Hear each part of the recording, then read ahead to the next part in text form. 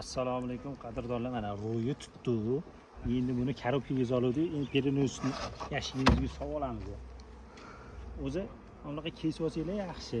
Agar kesib olishga imkoniyat bo'lmasa, shunda olasizlar.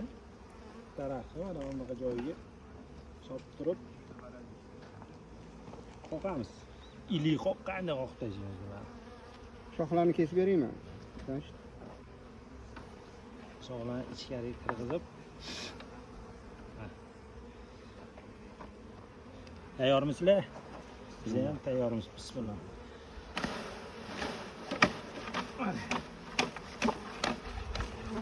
Arlarni ko'rsatasiz, mana bu ro'y bo'ladi.